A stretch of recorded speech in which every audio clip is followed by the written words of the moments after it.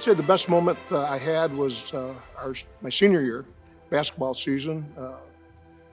It was a great season. We were 21-0. We won the city's championship. We won the Christmas tournament at Liverpool, the diocesan championship, and we were rated the #1 team in New York State. So it was a great accomplishment. It was great for the school. We had a great team, great memories.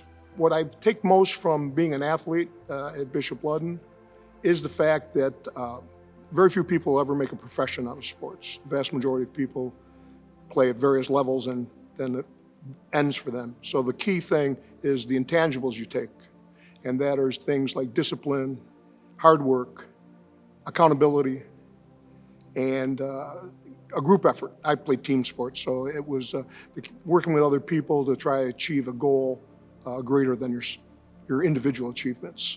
Those are all great things, and I find that I look back on my life, many times I drew on those things, to deal with, adversity, complicated situations. You look back and say, how did I deal with hard practices? How did I deal with losses?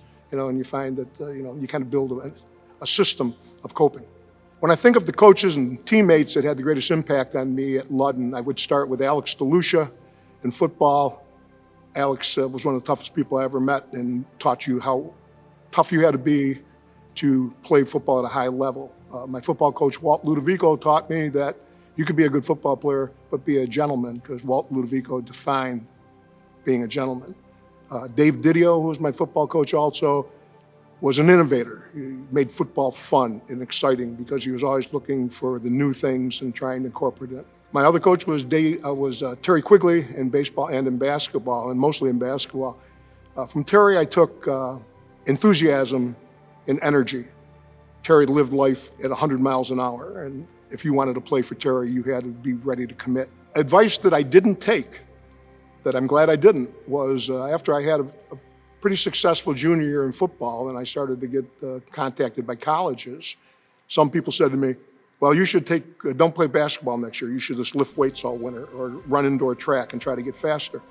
And if I would have taken that advice, I would have missed one of the greatest experiences I ever had in my life, was our undefeated basketball team's season. So I'm glad I didn't listen to that, and I'm glad I continued to play multiple sports.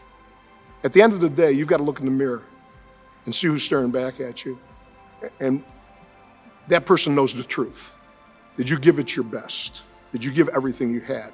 Did you do everything you could to win or get better?